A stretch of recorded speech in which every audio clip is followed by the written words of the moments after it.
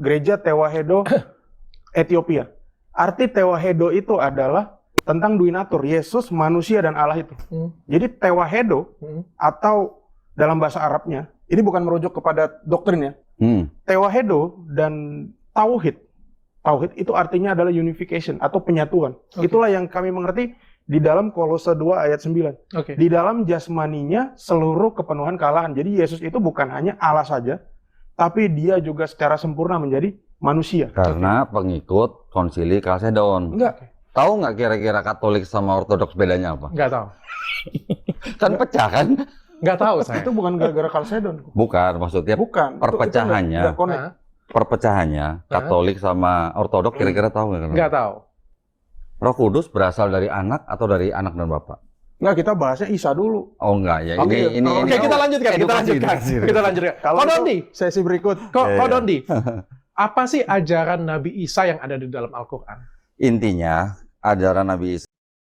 Assalamualaikum warahmatullahi wabarakatuh. Berjumpa lagi dengan Jadid HMC ya, channel yang mengedukasi dan menghibur.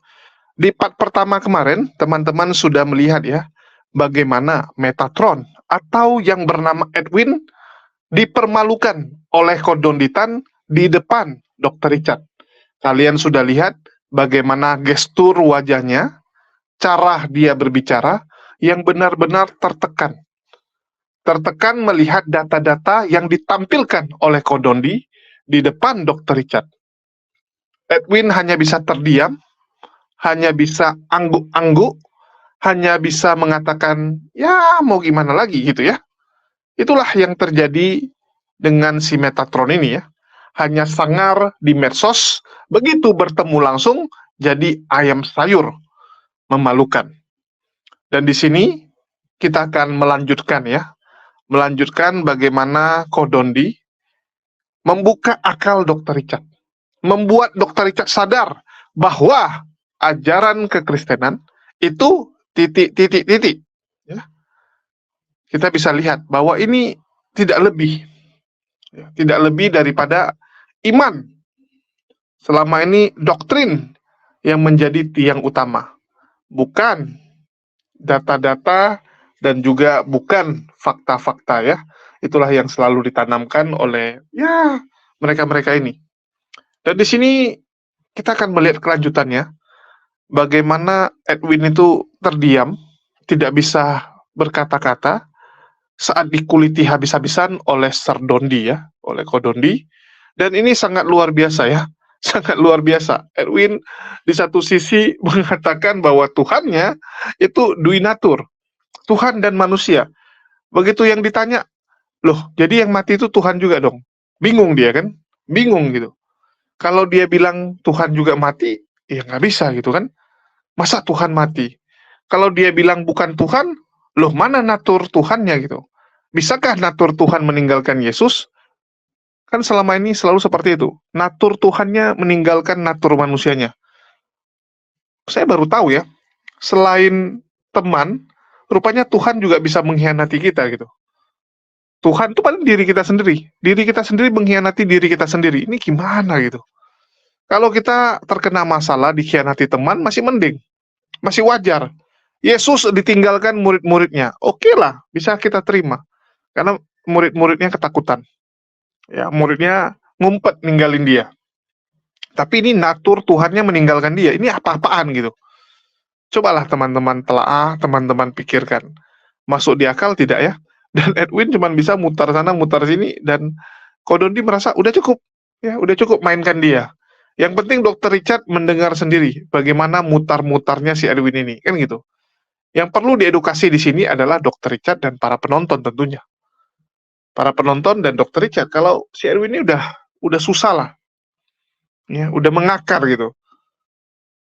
Dan saat ya Kodondi ingin membahas perbedaan Ortodoks dan Kristen lainnya, itu untung di stop sama Dr. Richard. Kalau enggak itu, waduh, habis dikuliti teman-teman. Ya, bagaimana jalannya diskusi selanjutnya? Ya kita simak saja lah ini videonya ya. Tidak diceritakan Nabi Isa meninggal, tetapi diselamatkan. Diselamatkan dalam arti pada waktu beliau sedang dikejar-kejar oleh tentara Romawi, diselamatkan dengan cara apa? Diangkat langsung ke langit. Gitu. Oh, lagi dikejar tentara Romawi, lalu Ya, diangkat ke langit. ada sebuah tafsir. Hah? Ya, ada sebuah tafsir bahwa pada saat beliau sedang dikejar, beliau sedang di dalam suatu ruangan beserta murid-muridnya. Kemudian beliau menawarkan, ini tafsir ini ya, menawarkan kepada murid-muridnya siapa yang ingin menggantikan beliau. Ada satu murid yang paling muda, mengajukan diri, ditolak. Tanya lagi siapa yang lain. Murid yang muda ini juga mengajukan kedua kalinya, ditolak lagi. Sampai ketiga kali baru akhirnya dia diterima untuk menjadi orang yang diserupakan dengan Nabi Isa Namanya? Al-Masih. Namanya tidak disebut. Oke. Bukan Tidak Yudas. disebut. Bukan. Itu tafsir. Oh, Nah, tapi nanti ada tafsir lain yang menyebutkan bahwa yang diserupakan itu adalah Yudas Iskariot. Sorry, ulang kalimatnya tadi. Ada tafsir lain, Hah? orang yang diserupakan itu adalah Yudas Iskariot. Oke. Tapi tafsir ya, Oke. tidak disebut dalam Quran. Intinya adalah Nabi Isa meninggalnya diangkat ke langit. Bukan meninggal, diangkat dalam Diangkat, keadaan ya. hidup. Angkat ke langit, Mm-mm. dan dijanjikan pada akhir, nanti bagaimana akhir zaman, Akan kembali lagi akan kembali lagi. untuk membunuh Dajjal, Hah? mematahkan salib, Oke. membunuh babi. Oh, Tapi mematahkan salib dan membunuh babi ini jangan diartikan literal ya. oke. Jadi kalau di dalam Islam kita memahaminya mematahkan salib dan membunuh babi ini kurang lebih itu adalah membantah atau apa istilahnya ya, menjawab bantahan atau fitnahan orang yang menuhankan dia. Oke. Jadi istilahnya kalau boleh dikatakan secara literal ya, istilahnya apa namanya ya, membantah kekristenan lah. Oke. Istilahnya. Karena kan kekristenan yang menyembah dia sebagai Tuhan gitu. Oke. Gitu. koreksi sedikit. Mas Tadi- Edwin, ini tafsir- agak sensitif, jadi tidak usah diperdebatkan, cukup sampai ke saya saja. Penasaran spill tafsirnya yang Yudas tadi tuh. Itu tafsirnya apa tuh? Ibnu Katsir. Ibnu Katsir. Ya. Oh, aku bawa bukunya kebetulan. Oke, Silakan, nanti cek. kita diskusikan Ya, lagi ya. ya, supaya tidak panas. Silakan cek. Mas Edwin, Hmm. kalau Yesus Kristus itu meninggalnya bagaimana sih? Kalau meninggalnya jelas ya, detail sekali kalau di Alkitab ditulis oleh para rasul. Dia meninggal pukul 3. Pada saat itu dia berseru, yang kadang sering dipelintir oleh beberapa oknum. Ya. Dia berseru, Eli, Eli, lama sabachthani. Dan Alkitab jelas menulis, pada pukul 3 itu dia berseru dan dia menyerahkan nyawanya. Ya Bapa, ke dalam tanganmu kuserahkan nyawaku. Sama seperti perkataan dia sebelumnya, bahwa aku memberikan nyawaku untuk menerimanya kembali. Tidak ada seorang pun yang dapat mengambilnya dari diriku, karena aku memberikan menurut kehendakku sendiri. Itu kata-kata Tuhan Yesus.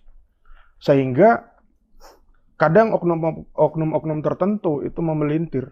Seolah-olah Yesus itu wafat, itu diambil malaikat maut. Ini perbedaan. Di iman Kristen kita nggak mengenal malaikat maut.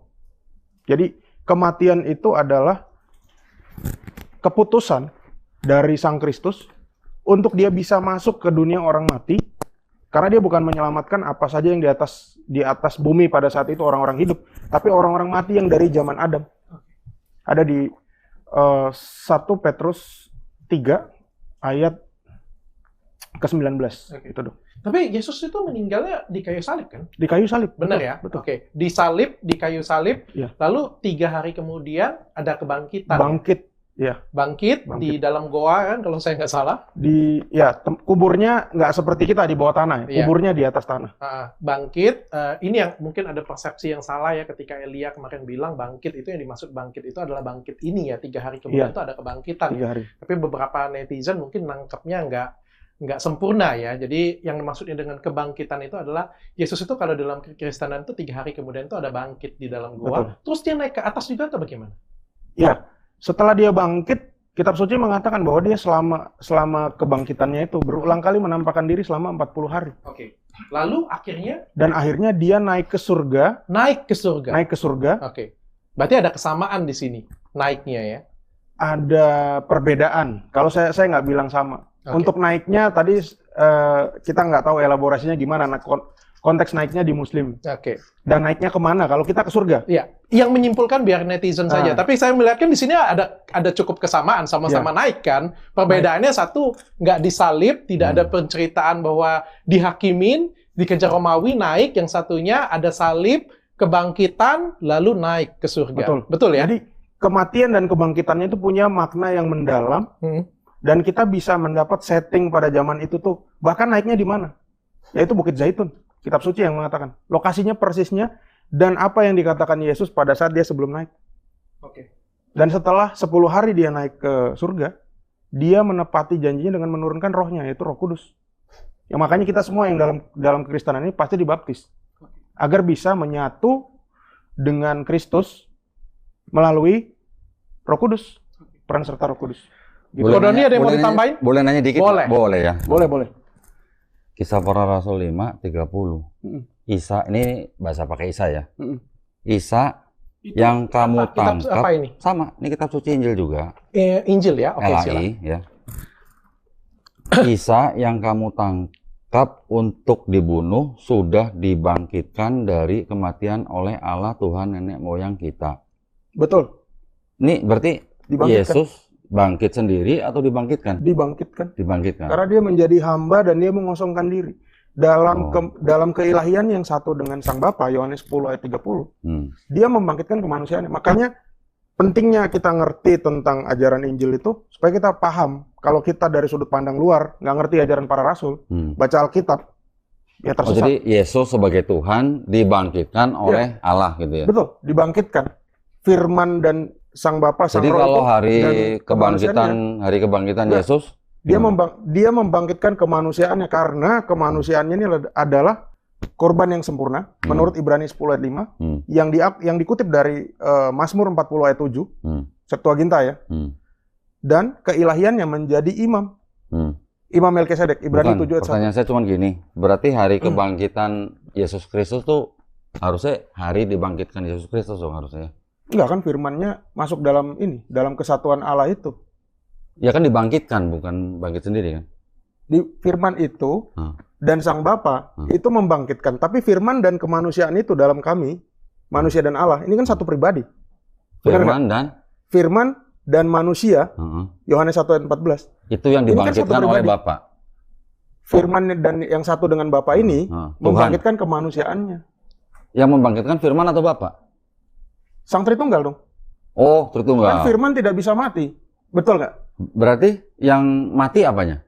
Yang mati kemanusiaannya, makanya disebutkan dia yang mati dalam kemanusiaan. Kan sepenuhnya manusia, sepenuhnya Tuhan. Betul. Berarti pada saat dia jadi manusia, dia juga saat itu juga sama dengan Tuhan kan? Betul. Tuhan dibangkitkan gitu. Keilahiannya ini cuma klarifikasi doang. Kemanusiaannya, Dok. Oke. Kalau istilah saya gunakan karena saya ortodoks ya. Saya ortodoks Yunani, Yunani sejati, GOI. Ada istilah di gereja ortodoks Ethiopia, itu gereja namanya Tewahedo. Gereja Tewahedo Ethiopia. Arti Tewahedo itu adalah tentang duinatur, Yesus, manusia dan Allah itu. Jadi Tewahedo atau dalam bahasa Arabnya, ini bukan merujuk kepada doktrinnya. Tewahedo dan Tauhid.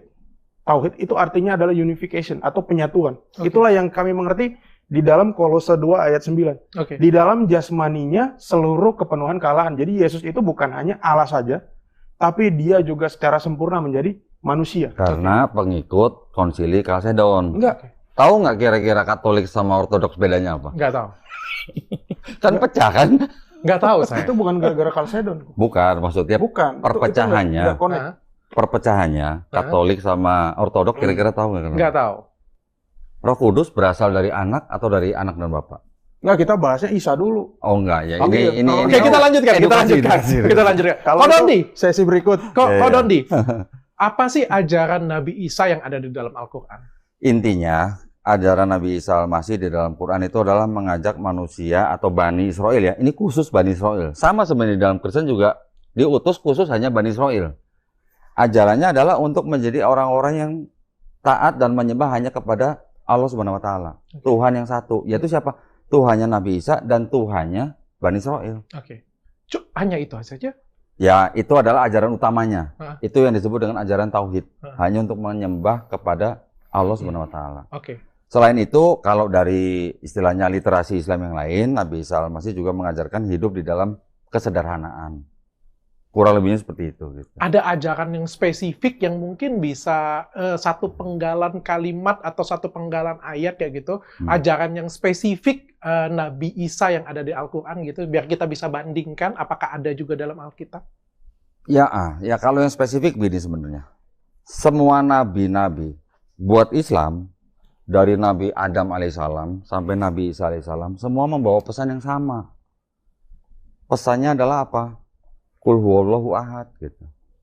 Allah Esa gitu. Nggak ada istilahnya yang lain-lain. Di dalam perjanjian lama pun juga sebenarnya kurang lebih pesannya sama. Ada kesamaan gitulah ya.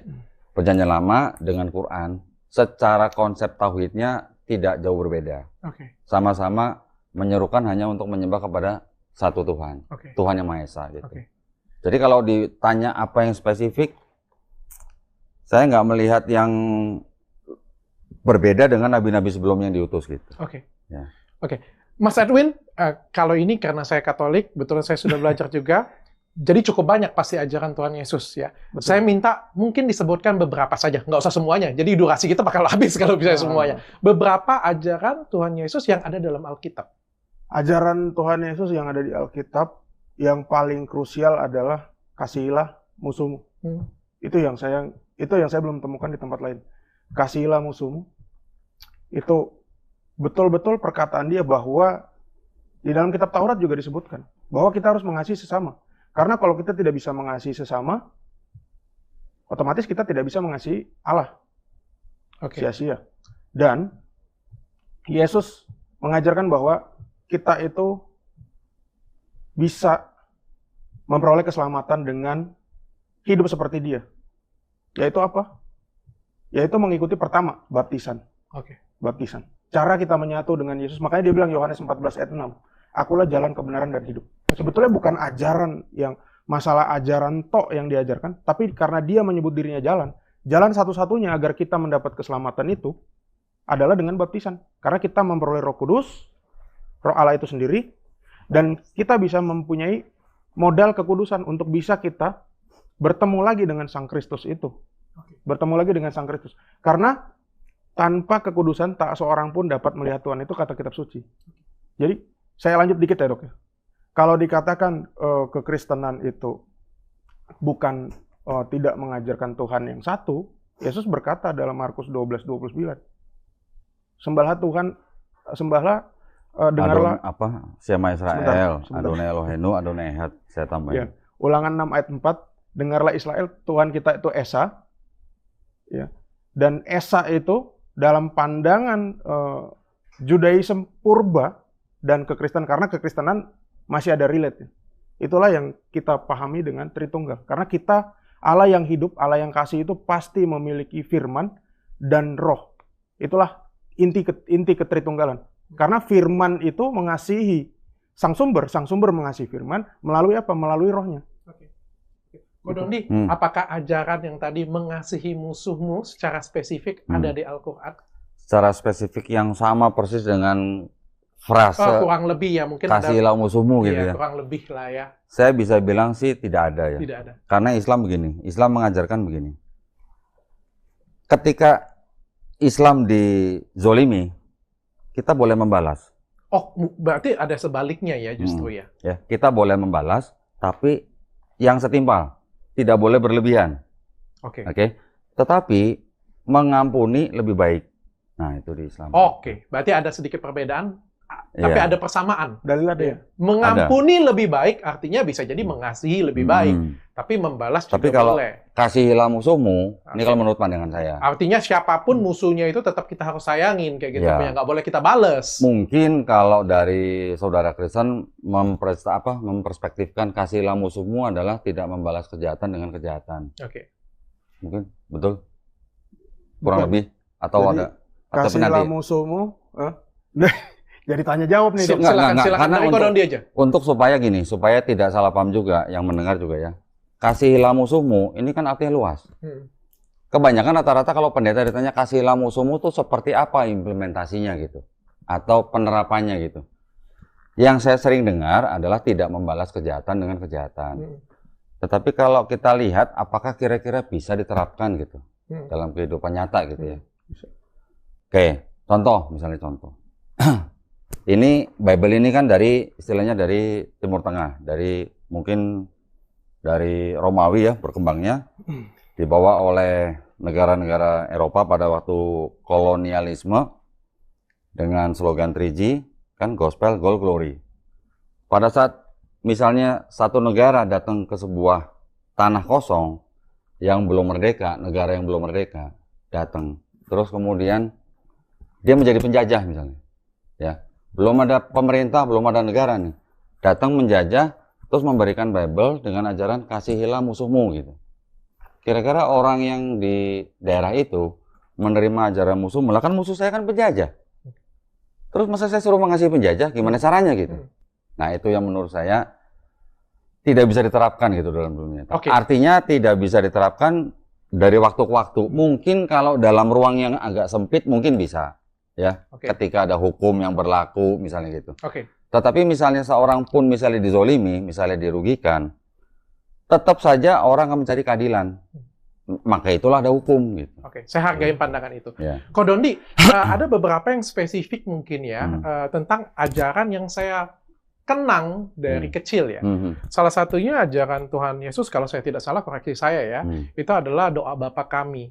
Ya, Bapa kami yang ada di surga, dimuliakanlah namamu, datanglah kerajaanmu. Itu adalah doa yang diajarkan Yesus Kristus sendiri langsung ya. Apakah doa tersebut ada dalam Al-Quran? Kalau di secara esensinya, karena gini, karena di dalam Islam kita tidak menggunakan istilah bapak, ya. Di dalam Quran tidak ada istilah bapak, anak. Kenapa? Karena dengan menggunakan istilah bapak, anak, anak, bapak, bapak, anak, ini akhirnya menjadikan orang menuhankan yang anak gitu. Itu makanya di dalam Islam, di dalam Quran tidak ada istilah-istilah seperti itu. Istilah-istilah seperti itu yang kami ketahui di dalam budaya orang-orang istilahnya yang di daerah Mediterranean ya, itu kan memang banyak sekali paham-paham atau kepercayaan, sistem kepercayaan yang sudah ada yang namanya suatu dewa misalnya, atau Tuhan yang paling tinggi, dia punya anak, dewa juga gitu, setengah manusia, setengah dewa gitu. Karena ada status yang spesial seperti ini di atas manusia rata-rata, jadi sebutan anak dengan bapak ini jadi yang anaknya jadi disamakan dengan bapak gitu. Jadi itu bisa dipelajari. Ada sebuah buku bahwa ada 16 tokoh yang disebut dengan juru selamat yang disalib sebelum Yesus pun ada. Gitu. Nah istilah-istilah itu. Tapi secara esensi daripada doa Bapa kami ada. Esensinya ada. Esensinya dalam arti gini. Kita memandang Allah SWT juga punya sifat nama yang kudus. Sama kan? Dimuliakanlah namamu, datanglah kerajaanmu, jadilah kehendakmu. Mohon tahan biar kita diskusi ke saya saja. Ya. Seperti ya sifat Allah SWT salah satunya adalah Maha Kudus. Itu kan juga begitu kan?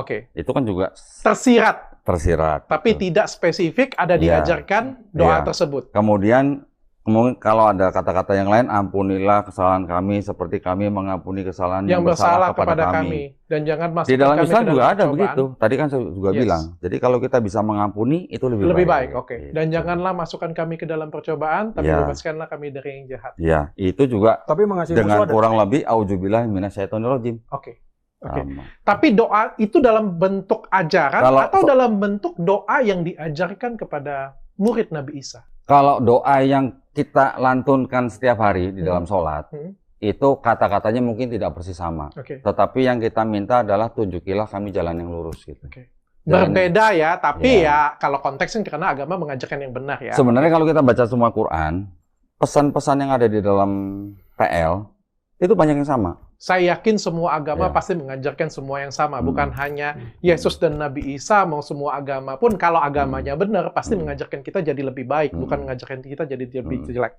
Tapi kan ini kita fokus ke apakah ini pribadi yang sama atau berbeda. Tadi kan kita bedah dari situ.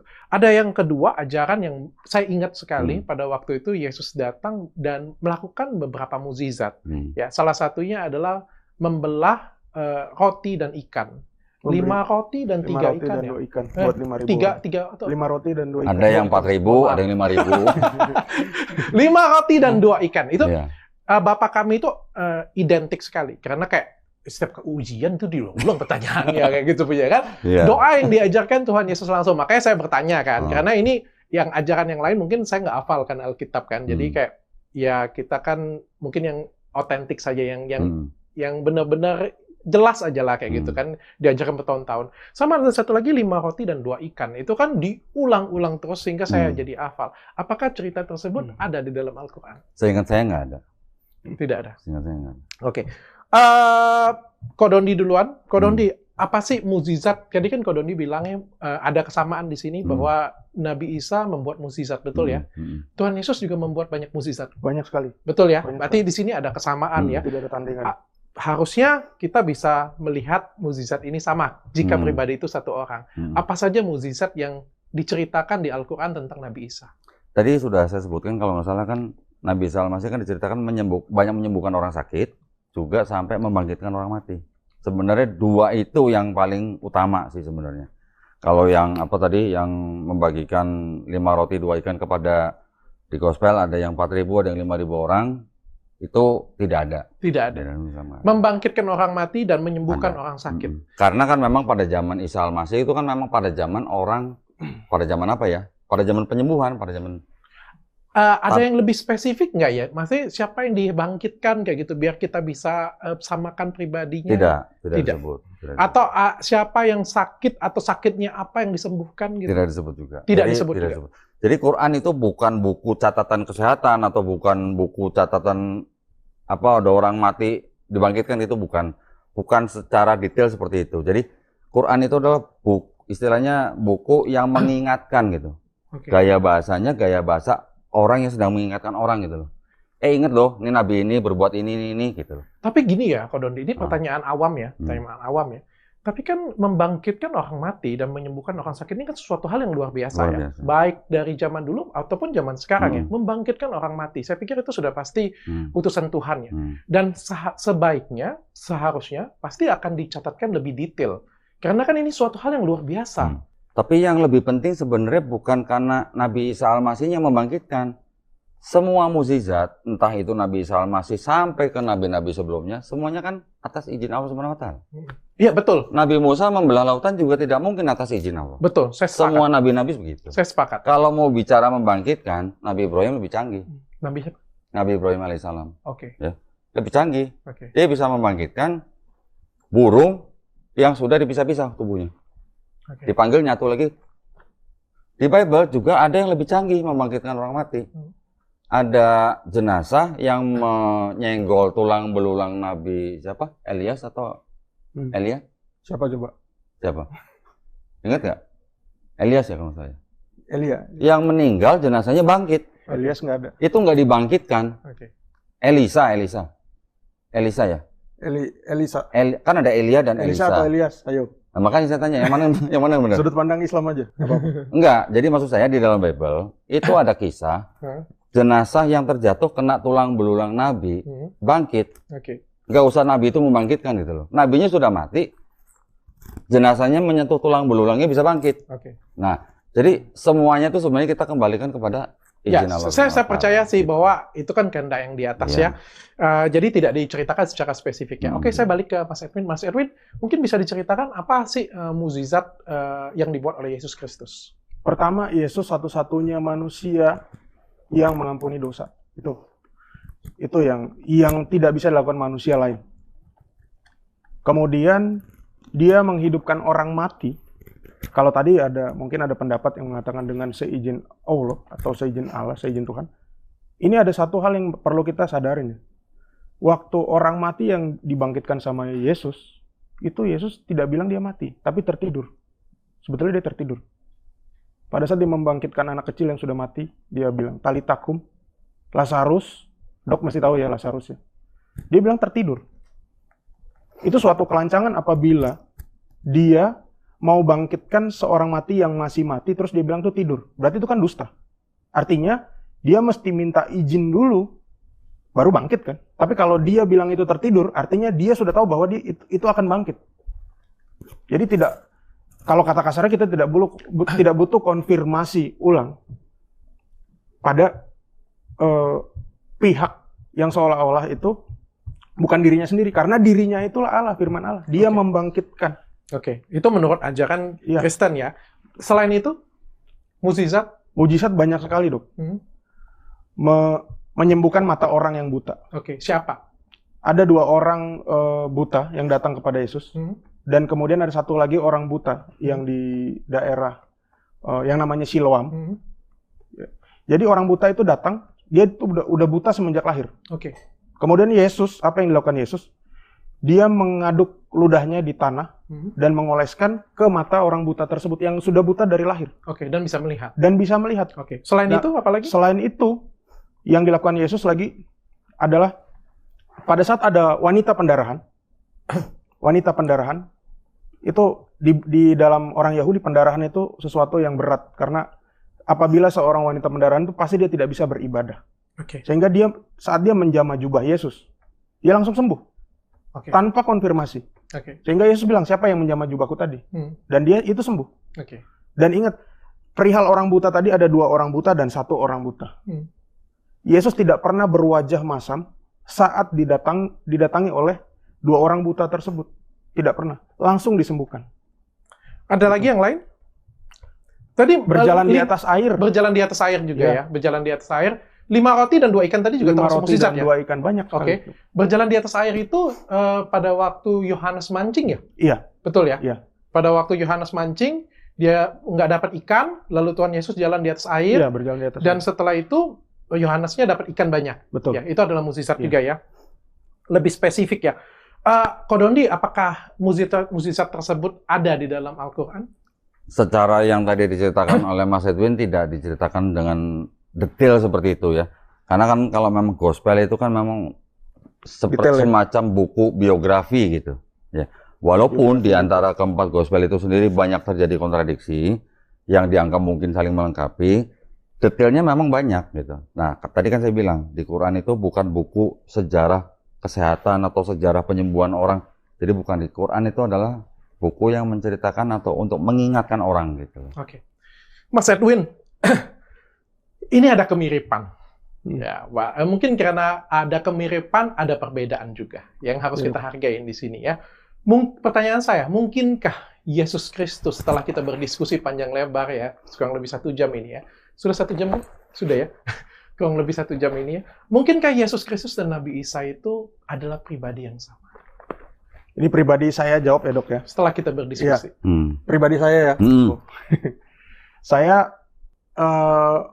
saat mendapat apa yang dijelaskan oleh Injil, saya mengerti bahwa itu berbeda. Sangat berbeda, Dok. Sangat berbeda. Sama seperti di awal tadi saya bilang, kita bisa mengetahui seseorang dari jati dirinya. Mungkin namanya bisa mirip, ya. Namanya bisa mirip, kisahnya mirip, tapi jati dirinya apa yang diajarin gitu. Yesus mengajarkan untuk menikah hanya dengan satu pasangan, ya. Sehingga keduanya menjadi satu daging, bukan menjadi 2 daging, 3 daging, 4 daging, tidak. Yesus pernah mengajarkan itu? Pernah. Di dalam Alkitab dia mengatakan, seorang suami akan meninggalkan keluarganya dan dia akan bersama istrinya untuk menjadi satu daging. Jadi tidak ada pemahaman yang seperti mungkin di ajaran lain, Dok. Itu pertama. Secara spesifik ya itu berarti ya? Secara spesifik. Oh, karena itu dalam Kristen itu menikah cuma 1 kali. 1 kali. Dan satu hal yang sudah disatukan oleh Tuhan tidak dapat dipisahkan oleh manusia. Iya, betul. Gara-gara itu ya ada kalimat itu. Betul, ingat. betul. Ya masih tahu gue Katolik dari. Mantap sekali, Dok. Meskipun kagak tinggi-tinggi banget. Tadi kita nggak pernah baca Bible. Enggak, hal-hal yang sering diulang-ulang. Oh, oke, gitu. Kagak tinggi-tinggi tapi kagak rendah-rendah juga. Mujinya bisa aja. Ya, terus saya lanjut lagi ya, Dok ya. Yang kedua, Yesus itu mengajarkan pada muridnya untuk tadi mengasihi musuhmu. Sehingga kita tahu, murid Yesus itu ada 12 dari circle besar, circle-nya Yesus sendiri. Dan ada 1 muridnya khusus yang dia temui secara spiritual, dan ada lagi 70. Jadi total ada 83. 83 murid. Oh, bukan 12? Bukan. Di dalam Lukas 10 itu ada 70 utusan lagi, 10 apostel lagi. Okay. Nah, dari 83 itu tidak ada satupun yang membunuh. Membunuh orang, menghilangkan nyawa orang lain nggak pernah. Terus tidak ada satupun dari muridnya yang 83 itu. Di dalam kitab Taurat kita tahu, jangan ingini istri milik sesamamu, tidak ada. Muridnya tidak ada yang mengingini istri sesamanya. Tidak ada dari 83, tidak ada yang merampok. Karena kami semua memegang tradisi, termasuk saya tahu rasul-rasul itu di mana saja persebarannya. Bahkan ada yang sampai ke India, Dok. Thomas namanya, Rasul Thomas. Nah, ajaran-ajaran itu mungkin yang sangat spesifik, yang unik dari Yesus. Tapi kalau dibilang sama, seandainya ada yang mengatakan sama, saya juga masih ada satu keraguan-raguan mengenai sama. Karena waktu saya mempelajari, kalau sejarah nggak apa-apa ya, sudut pandang sejarah, saya mempelajari sedikit dari ajaran lain. Ada tokoh yang di Islam, ini namanya Paulus. Saya menemukan di dalam buku sejarah nih. Buku sejarah yang ternyata itu menukil dari Al-Quran. Diceritakan di dalam, kalau tidak salah itu surat Yasin ayat 14. Cuman ini hanya argumen saya. Apakah ini orang yang sama? Saya bisa menunjukkan datanya di dalam buku berbahasa Arab, Sirah Tertua, Tafsir Ibnu Katsir, dan Sirah Ibnu Hisham. Mungkin itu yang menarik. Apakah ini yang sama? Kalau memang tokoh yang namanya Paulus ini sama, berarti kita ada titik temu di situ. Oke. Berarti itu, Dok. Ada sedikit. Saya bisa tunjukin ada nanti, sedikit Dok. keraguan juga. Bagi yang ragu. Saya nego dikit. Mungkin nggak Nabi Isa dan Yesus Kristus itu orang yang sama, cuma perspektifnya saja yang berbeda. Mungkin, tapi jati dirinya berbeda. Oke. Jati dirinya berbeda. Bisa jadi seperti itu. Bisa jadi seperti itu. Sekarang saya nego di sebelah sini. Ini kenapa ketawa-ketawa terus? Saya kan tapi host. tadi saya tambahkan ya, Dok ya. Iya. Jati diri yang berbeda bukan artinya ada dua tokoh yang sama, seperti saya bilang di awal. Ada yang asli dan ada yang palsu. Salah satu di antara kita pasti ada yang salah. Iya, itu. Oke. Salah satu di antara kita pasti ada yang salah. Oke. Jangan dipotong nanti ya, Dok. Iya, saya lempar ke Kodondi. Kodondi, mungkin nggak ya dari sekian ini kan ada perbedaan. Bagaimanapun juga tadi kita nggak bisa menampik ada persamaan, ada perbedaan kayak gitu. Mungkinkah Nabi Isa dan Yesus Kristus itu memang orang yang berbeda, pribadi yang berbeda? Menurut saya, menurut apa yang kami pelajari, menurut apa yang kami tahu, Yesus Kristus dan Isa Al-Masih adalah sosok atau profil yang sama. Oke. Hanya diperspektifkan berbeda antara Kristen dan Islam. Udah jelas.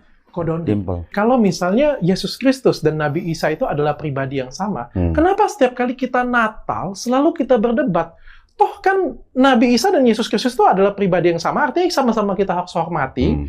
Yang di dalam Injil ataupun dalam Al-Quran sekalipun adalah kita akui sebagai Nabi, kita muliakan, bahkan melakukan mukjizat. Ya, kenapa nggak kita hargai ketika Natal yang kita anggap itu adalah di Kristen adalah hari kelahiran Tuhan Yesus, meskipun kita nggak setuju deh tanggalnya, kita nggak setuju apa, tapi kan paling nggak kita menghormatin kan, karena ini adalah orang yang sama, orang yang mulia, orang yang sama-sama kita respect kayak gitu punya. Tapi kenapa setiap kali Natal justru malah ribut, bahkan merayakan, mengucapkan saja kita masih berdebat setiap kali Natal. Tiap Natal tuh ya. Iya. Pasti ada yang ngebahas tuh ya. Iya. Bentar lagi nih. Bentar lagi Natal lagi. Iya. Sebenarnya kalau untuk istilahnya fatwa gitu ya, boleh mengucapkan selamat Natal atau tidak, itu memang masih ada perbedaan. Yang saya tahu, kalau di negara yang banyak Kristennya, masih ada negara yang membolehkan. Tapi kalau negara yang sedikit Kristennya, mengharamkan gitu. Jadi masih ada perbedaan lah. Tetapi kalau kita bicara toleransi kan kita menghargai, menghormati, ya kan? Bukan berarti kalau misalnya kita tidak setuju dengan teologi teman-teman Kristen, terus kita harus mengucapkan nih, kalau misalnya kita mendengar ulama kita nggak boleh gitu. Tetapi kan yang Kristen sendiri juga saya rasa juga harus menghargai dan menghormati akidah kita juga gitu kan. Ada malah semalam saya baru ngobrol sama Ustadz Dery. Ustadz Dery ngasih kayak semacam jalan tengah gitu. Kalau dia mengucapkannya gini, selamat merayakan hari Natal. Bukan selamat Natal. Kalau selamat Natal, dianggapnya itu adalah mengakui akidah orang lain. Ya, walaupun ada yang bilang bahwa dengan syarat akidah yang mengucapkan harus tetap kuat gitu lah ya. Tapi kalau selamat merayakan hari Natal, ya kita sedang mengucapkan selamat kepada saudara kita yang Kristen untuk merayakan hari rayanya. Mungkin kelihatannya mirip tapi ada bedanya gitu lah. Tapi kalau buat saya sendiri, yang namanya toleransi itu nggak bisa dari satu sisi aja. Nggak bisa dari yang namanya mayoritas minoritas. Tetap harus dari dua sisi, tetap harus toleransi gitu. Oke. Jadi kita juga harus toleransi kepada saudara kita yang Kristen dalam merayakan hari Natal dalam bentuk apa? Kita tidak boleh ganggu. Kita tidak boleh menghalang-halangi gitu ya. Tetapi juga ya mungkin kita pernah dengar juga, ada juga mungkin yang employer terhadap employee-nya mewajibkan mengenakan atribut-atribut tertentu yang berhubungan dengan Natal. Itu juga sebenarnya kan juga kalau boleh dibilang sudah melanggar toleransi juga sebenarnya. Karena orang yang berakidah lain dengan employernya kenapa harus dipaksa menggunakan atribut yang tidak sesuai. Ini juga harus mungkin dikoreksi lah gitu ya. Oke. Jadi kalau dibilang pribadi yang sama, tapi kan dari tadi kan kita bilang bahwa ada perspektif yang berbeda nih. Justru karena ada perspektif yang berbeda, makanya orang sampai menganggap tanggal lahirnya tanggal sekian. Terus ada yang menganggap bahwa dia adalah Tuhan. Karena perspektif yang berbeda inilah makanya timbul hari Natal. Yes. Gitu kan? Kalau perspektifnya sama kan nggak mungkin. Yes. Bisa berbeda-beda. Ya, gitu kan? pertanyaan saya kan jika ini adalah orang yang sama, artinya kita anggap ini perspektifnya sama. Ya. Karena orang, kan saya bilang, karena pribadinya sama menurut saya tadi, tetapi karena perspektif yang berbeda ya kita harus saling menghormati perspektif masing-masing aja gitu. Oke. Dari masing-masing kedua pihak gitu loh. Ini perspektifnya begini, makanya ada Natal. Ini perspektifnya lain, makanya tidak mengakui Natal. Kan tinggal saling menghargai aja, saling menghormati aja. Kan tinggal tergantung nih yang Muslim nih, tinggal ngikut ulama yang mana, mengucapkan selamat atau enggak gitu. Ya, tapi agak perbedaannya itu terlalu jauh, yang satu ke kanan, yang satu ke kiri, Ko Dondi. Contohnya kayak gini ya, kita menganggap satu orang yang sama nih ya, sama-sama ibu kita, ayah kita, kayak gitu punya. Yang satunya Ko Dondi menganggap ini adalah orang tua asuhku. Kayak gitu ya. Jadi kan ada dua perspektif yang berbeda. Yang saya nganggapnya lahirnya segini, yang ini nganggapnya lahirnya segini. Tapi begitu saya mengucapkan atau merayakan ulang tahun yang menurut Anda salah tanggal ya, salah ini ya. Tapi kan paling nggak memberikan respect yang luar biasa karena dia adalah orang tuaku. Ketika dia mengundang, oke, kita ada pesta nih, kita akan datang. Oh iya, malam ulang tahun nanti tanggal segini nanti kita rayakan lagi ya. Nanti kalau Natalan, pesta makan-makan undang gue ya. Iya, gua kayak gitu. Iya. Contohnya seperti itu. Kalau untuk makan-makan, pesta, nggak ada masalah buat Islam. Tapi kalau mengundang untuk ngikut kebaktian di gereja, tidak. Itu tidak. Beda ya, gitu ya beda. Tapi kan yang saya anggap ngucapin tinggal tergantung kita mau ikut ulama yang mana. Nah, Kalau ini Ko Dondi kalau saya ikut yang tidak ikut mengucapkan. bukan mengucapkan. sama aja. Oke. Boleh dong. Ya, biar masyarakat kan menyimpulkan. Karena menurut saya kan bertanya, butuh diberi ucapan selamat Natal nggak, Edwin? Enggak. Nanti aku mungkin kalau boleh merespon juga boleh sih. Oke. Ini kan pertanyaan saya itu jika ini adalah pribadi yang sama kayak gitu. Karena saya melihat di satu sisi ada yang menganggap ini pribadi yang sama tapi perlakuannya agak sedikit berbeda kayak gitu. Yang sehingga menimbulkan perpecahan dan lain sebagainya. Di satu sisi lagi menganggap berbeda, tapi juga pertanyaan saya juga, kalau perbedaan, kalau misalnya ini berbeda, berarti kan salah satu pasti ada yang salah. Tuh. Berbeda tapi ada tokoh penemu yang sama. Namanya Paulus tadi. Oke. Itu. Natal itu tadi gini kok. Saya coba dari sudut pandang, karena tadi saya bilang, kekristenan itu kitab suci kami, bahkan itu lahir dari tradisi. Yang mengatakan itu kitab suci itu sendiri. Sehingga kita nggak bisa melihat sudut pandang kitab suci ini tanpa mengerti ajaran para rasul itu sendiri. Padahal Yesus berkata kepada para rasul, ajarlah mereka seperti apa yang kuajarkan kepadamu. Selain baptisan ya. Matius 28 ayat 19. Sehingga kita bisa tahu Natal itu bisa terprediksi dari mana. Contoh di Lukas 4 ayat 10. Di situ diceritakan bahwa ayah dari nabi kita, nabi sebagai seorang Kristen, Nabi Yohanes Pembaptis, itu yang bernama Zakaria, pada saat itu sedang mengadakan upacara pembakaran ukupan. Malaikat datang kepada dia dan menginformasikan bahwa engkau itu akan memiliki anak. Ya, memiliki anak. Itulah malaikat memberitahu bahwa dia bakal nanti punya anak yang bernama Yohanes. Engkau harus menamainya Yohanes. Dan di Alkitab, di Lukas itu tadi, di ayat 18, Lukas 4 ayat 18-19, koreksi kalau salah, di situ dijelaskan bahwa pada bulan yang ke-6, malaikat itu datang kepada Bunda Maria. Bahwa dia memberitahukan, engkau akan mengandung, ya, anak yang kau kandung itu adalah kudus. Namanya harus Yesus. Nah, pertanyaannya, hari raya pembakaran ukupan, kalau kita lihat pada tahun ini, contoh, ambil simpel tahun ini. Itu adalah hari raya Yom Kippur yang masih dirayakan sama orang-orang Yahudi. Jatuhnya adalah tanggal 24 atau 25 September. Oke. Apa hubungannya dengan Natal? Pembakaran ukupan tadi itu pada saat Yom Kippur. Oke. Kita bisa tahu. Nah, di Alkitab dikatakan pada bulan yang ke-6, malaikat datang kepada Maria. Berarti kita hitung 24 September ditambah 6 bulan, jatuhnya apa, Dok? Oke. Akan jatuhnya kepada 24 atau 25 Maret. Oke. Sampai detik ini, gereja Katolik maupun gereja Ortodok, semua gereja merayakan bahwa pemberitahuan Kristus itu jatuhnya pada tanggal 25 Maret. Nah, kalau gitu berapa lama bayi itu dikandung oleh seorang ibu? Oke. 9 bulan. Ditambahkan 25 Maret. Oh. Kita akan ketemu tanggalnya. Oke, saya hargain pokoknya semuanya, saya hargain pendapatnya masing-masing. Saya kasih pertanyaan terakhir, pertanyaan saya bodoh tapi ya, saya mohon maaf ya. Ini semuanya pertanyaan saya adalah pertanyaan ingin tahu, ingin belajar ya. Ini pertanyaan-pertanyaan bodoh, jangan anggap saya yang bodoh, jangan dianggap apapun. Mas Edwin, kok Edwin lagi. Saking ini ya, saking tegangnya ya. Edwin Tan. Mas Edwin, kalau kitab suci atau Alkitab itu turun dari Tuhan atau ditulis oleh siapa sih sebenarnya? Mohon maaf ya ketidaktahuan saya ya. Iya, nggak apa-apa. Ini jujur nggak tahu, bukan tes. Di kitab suci kita itu, namanya juga kitab suci. Pasti dia memiliki 2 kodrat, kitab dan suci. Ya, dia punya kodrat tulisan dan dia punya kodrat ilahi. Di dalam kitab suci kita di surat Timotius, segala tulisan diilhamkan oleh Roh Kudus. Oke. Jadi kita tahu bahwa tulisan itu memang ditulis oleh para nabi kita dulu. Musa itu tidak menerima gedebuk langsung dari langit, tapi Musa menuliskannya. Oke. Para rasul juga. Saya persingkat ceritanya, berarti yang menuliskan adalah manusia, firman-Nya dari Tuhan. Manusia yang mendapat ilham Roh Kudus. Oke, ilham Roh Kudus ditulis. Berarti kalau ini pertanyaan, sekali lagi pertanyaan bodoh ya. Karena saya itu pelajaran agama kayak gitu tuh, suka ngantuk-ngantuk. Kayak dulu gitu. dapat pelajaran agama berapa sih? Jelek.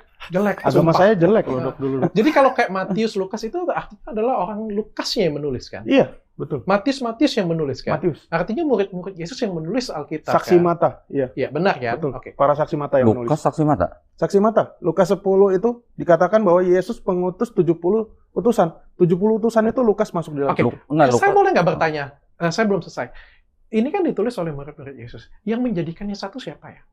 Menjadikan satu tuh tercerai-berai. Iya kan, makanya saya bilang dijadikan satu menjadi Alkitab dalam kitab suci. Betul. Siapa yang pertanyaan satu? bagus, Dok. Kekristenan lahir itu tidak langsung kita pegang kitab. Tapi para rasul itu menulis surat dari ajaran lisan itu, dia kirim ke Tesalonika. Surat pertama itu adalah Tesalonika, yang kedua 2 Tesalonika, yang ketiga Galatia. Jadi dia kirim ke kota-kota itu. Kemudian ada dikirim lagi ke daerah lain, Galatia segala macam. Nah, baru rasul-rasul itu yang lain yang menulis. Sehingga kalau kita asumsikan zaman dulu surat yang di Galatia belum tentu nerima surat Korintus. Pasti berbeda. Sehingga yang menyatukan ini siapa? Yang menyatukan ini adalah murid para rasul. Yang namanya Apostolic Father. Dan Apostolic Father ini punya suksesi lagi, yaitu bapak-bapak gereja. Mohon maaf pertanyaan saya kritis ya. Apakah itu semua dirangkum menjadi satu atau dipilah-pilih lagi? Dirangkum menjadi satu. Langsung dirangkum menjadi satu. Pertanyaan saya ke Kodondi. Yang saya dengar juga bahwa ini diturunkan. Kalau Al-Quran, ini diturunkan dari Allah ya, kalau saya nggak salah ya. Maksudnya turun buku dari langit gitu? Yang saya tangkap ya dari TikTok ya. Scrolling ya. Malu lah ilmu saya kan rendah kan. Bukan begitu. Dari mana sih Al-Quran itu? Apakah ditulis oleh manusia atau bagaimana sih? Jadi gini, di dalam pandangan Islam, di Quran kan disebutkan Taurat, Zabur, Injil. Taurat, Zabur, Injil menurut Islam adalah wahyu-wahyu yang diturunkan Allah Subhanahu wa taala, wahyu ya. Yang diturunkan Allah Subhanahu wa taala kepada nabi-nabi dan rasulnya. Yaitu kalau Taurat kepada Nabi Musa alaihissalam, Zabur kepada Nabi Daud alaihissalam, Injil kepada Nabi Isa alaihissalam. Ditujukan kepada siapa? Kepada Bani Israel pada zaman itu. Ya, ini kan semua yang disebut dengan Taurat, Zabur, Injil kan memang diturunkan kepada bangsa Israel pada zaman itu. Nah, kalau Quran itu adalah wahyu yang diturunkan Allah Subhanahu wa taala yang kepada siapa? Nabi Muhammad SAW melalui malaikat Jibril alaihissalam. Yang menuliskan siapa? Manusia. Jadi dengan cara, jadi gini, kalau Quran diturunkan itu dengan tradisi lisan. Kalau Bible diturunkan dengan tradisi tulisan. Nabi setelah menerima wahyu melalui malaikat Jibril alaihissalam dengan beberapa cara, beliau mendiktekan kepada para sahabatnya. Sahabatnya yang menulis. Setelah ditulis, dicek, bacanya benar nggak gitu dengan apa yang diterima gitu. Dicek dan di-recheck gitu. Jadi kalau bacanya benar sesuai dengan apa yang diterima, baru itu ditulis, disimpan. Tetapi tulisan-tulisan itu pada zaman itu tidak langsung dikumpulkan menjadi satu buku seperti yang sekarang kita lihat gitu. Itu dulu memang disimpan oleh beberapa sahabat yang memang tidak satu rumah ya, terpencar-pencar.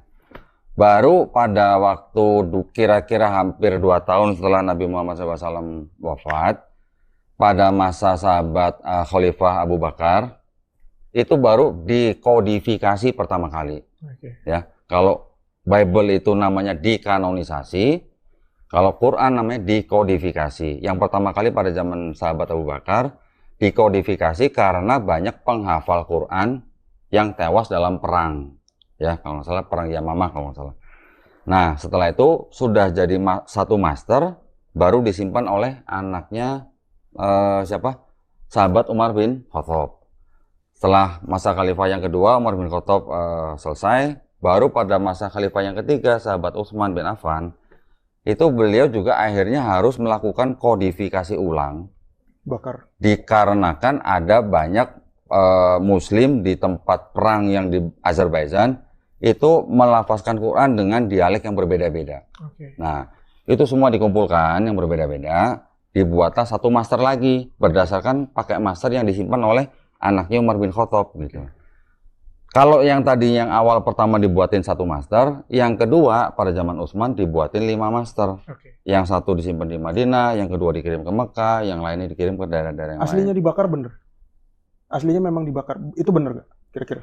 Maksudnya aslinya itu yang mana? Yang mushaf yang dikumpulin sama Utsman bin Affan tadi itu dibakar oleh Utsman? Aslinya atau yang berbeda dialek-dialek? Yang berbeda dialek-dialek dan aslinya? Aslinya nggak dibakar. Yang dibakar itu yang berbeda dialek-dialek. Gitu. Bible juga pernah dibakar. Pada zaman, misalnya contoh ya, seperti ada perbedaan yang tidak diterima oleh Bapak Gereja, dibakar. Gitu. Artinya wahyunya atau firmannya dari Tuhan, tapi dituliskan oleh manusia. Dibacakan, didiktekan gitu. Mungkin ada kalimat penutup, mungkin dari Mas Edwin dulu, silakan. Ada yang mau ditambahkan? Yang Natal nggak? Silakan, apa saja. Iya, tadi memang masih ada samar-samar, saya ulangin lagi ya, masih ada samar-samar pada satu tokoh yang sama tadi, bukan hanya Isa dan Yesus, tapi ada titik temu kita antara Islam dan Kristen, yaitu tokoh yang namanya Paulus ini. Saya menukil dari apa yang ditulis dalam Ibnu Katsir, Ibnu Ishaq, dan Ibnu Hisham. Jadi ini bukan mengada-ngada. Nah, tokoh yang sama ini kita meyakini Kristen mengatakan Yesus bangkit, tetap hidup, bangkit dari kematian, dia mengalahkan maut. Di Muslim mengatakan Isa itu belum mati. Artinya, yang mesti kita pikirkan, mestinya ucapan atau yang kita peringati ucapan selamat itu adalah orang yang belum mati. Yang belum mati dong. Kita mengingati hari ulang tahunnya, karena dia pernah hidup, dan dia masih hidup sampai sekarang. Justru aneh kalau kita mengucapkan selamat ulang tahun untuk orang yang sudah mati. Itu suatu penghinaan, menurut saya. Nah, itu yang mesti jadi pertimbangan. Karena saya juga pernah, kalau tidak salah nih ya, Pak Kodondi, kalau tidak salah juga ada di QS itu yang mengatakan seperti itu. Misalnya Nabi Isa itu mengatakan sendiri. Koreksi kalau saya salah ya. Apa QS? Quran surat 19 ayat 33 kalau nggak salah. Itu ada tafsirnya. Tafsirnya itu adalah doa untuk Nabi Isa sendiri. Kata-katanya itu apa ya? Iya, jadi semoga kesejahteraan dilimpahkan kepadaku pada hari lahirku, pada hari wafatku, dan pada hari dibangkitkan. Wafatnya bukan wafat pada waktu ada prosesi penyalipan itu. Betul. Wafatnya itu nanti pada tapi belum mati kan? Wafatnya itu nanti pada waktu Nabi Isa datang kedua kali. Belum mati kan? Baru sudah menyelesaikan misinya, baru wafat, baru nanti di akhir hari akhir dibangkitkan. Nah, itu sama dengan Quran surat 19 ayat 15. Tapi belum mati. Untuk Nabi Yahya. Belum mati. Sekarang belum. Iya. Sekarang belum mati. Itu. Nah, itu adalah doa ya. Istilahnya kepada Nabi Isa Al-Masih pada waktu dia dilahirkan, pada waktu wafat, nanti setelah datang kedua kali dibangkitkan pada waktu nanti hari akhir. Sama dengan Quran surat 19 ayat 15 untuk Nabi Yahya, sama doanya. Semoga kesejahteraan diberikan untuk anaknya Zakaria pada waktu dia dilahirkan, diwafatkan dan dibangkitkan. Sama itu sebenarnya. Dengan durasi yang sama, silakan Ko Doni, ada yang pengen disampaikan, ada yang pengen ditambahkan? Jadi kalau tadi Bang Edwin bilang Yesus dan Isa itu pribadi yang berbeda, Iya. berarti kalau dengan dua kitab, ada yang menuliskan dengan Yesus Kristus, ada yang menuliskan dengan Isa Al-Masih, ini berarti ada berapa Tuhan dalam Kristen kalau gitu, ya. Maka itu kami tetap menegaskan bahwa Yesus Kristus dan Isa Al-Masih adalah pribadi yang sama, tetapi dipandang atau diperspektifkan yang berbeda antara dua agama yang berbeda, Kristen dan Islam. Tetapi dengan adanya dua perspektif yang berbeda ini bukan berarti harus permusuhan, gitu loh. Saya setuju. Ya, tetap kita harus memandang sesembahan kita masing-masing, dan kita juga harus menghargai teman-teman yang punya akidah beda. Di dalam Islam jelas bahwa kita dilarang mencaci maki sesembahan orang lain. Kenapa? Karena kalau kita mencaci maki sesembahan orang lain akan mencaci maki sesembahan kita tanpa pengetahuan, gitu loh. Bukan berarti kalau misalnya terus Isa Al-Masih dengan Yesus sama, terus kita harus gontok-gontokan. Enggak begitu. Kita boleh gontok-gontokan di meja debat. Jangan Diskusi sampai seperti diskusi. itu. Saya setuju sekali. Saya sepakat dengan Ko Dondi. Iya, kalian sudah lihat ya, babak belur loh, nggak imbang ini. Ini benar-benar nggak imbang. Saya kasihan nih. Saya kasihan lihat teman-teman Kristen yang diwakili oleh orang seperti ini. Dan memang tanpa persiapan juga ya. Ini kan si Edwin ditumbalkan sama si Elia ya.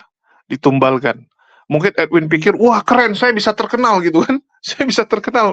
Maksud podcastnya Dr. Richard kan gitu. Mungkin di awal-awal dia berpikir seperti itu. Dia nggak tahu ada Ko Dondi kan gitu. Mungkin Elia cuma nawari, Win, datang tuh. Diundang. Ya, saya nggak bisa hadir. Saya nggak bisa hadir, ada halangan. Kamu yang datang ya. Gantikan saya tuh di podcastnya Dr. Richard. Edwin udah semangat gitu kan. Udah semangat, begitu datang. Waduh, gua dilaga.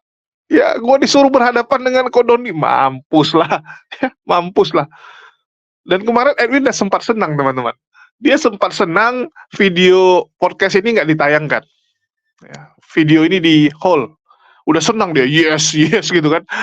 Terus tiba-tiba Dr. Richard bikin polling. Ya, bikin polling apakah ini perlu ditayangkan atau tidak.